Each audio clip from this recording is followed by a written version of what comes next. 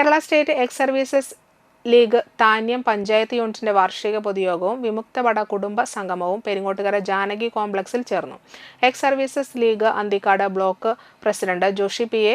ഉദ്ഘാടനം ചെയ്തു. Thanniyam block president Gopinathan T R. അധ്യക്ഷത വഹിച്ചു. ജില്ലാ വൈസ് പ്രസിഡന്റ് മോഹനൻ ദാസ് ചക്കാമഠത്തിൽ മുഖ്യപ്രഭാഷണം നടത്തി. ചടങ്ങിൽ മുതിർന്ന വിമുക്ത ഭടന്മാരെ ആദരിച്ചു. Thanniyam panchayat secretary Shanith T S., panchayat treasurer T. Aravindan, Mahila wing Anthikad block president Jincy Thomas, block joint secretary V K. Mukundan, Mahila wing Thanniyam panchayat president Deepa Walton, panchayat vice president C K. Bhaskaran, panchayat joint secretary വി.എ. Surendran എന്നിവർ സംസാരിച്ചു. ചാഴൂർ, മണലൂർ, അന്തിക്കാട് പഞ്ചായത്തുകളിലെ പ്രതിനിധികൾ പങ്കെടുത്തു. തുടർന്ന് കലാപരിപാടിയും സ്നേഹവിരുന്നും ഉണ്ടായിരുന്നു.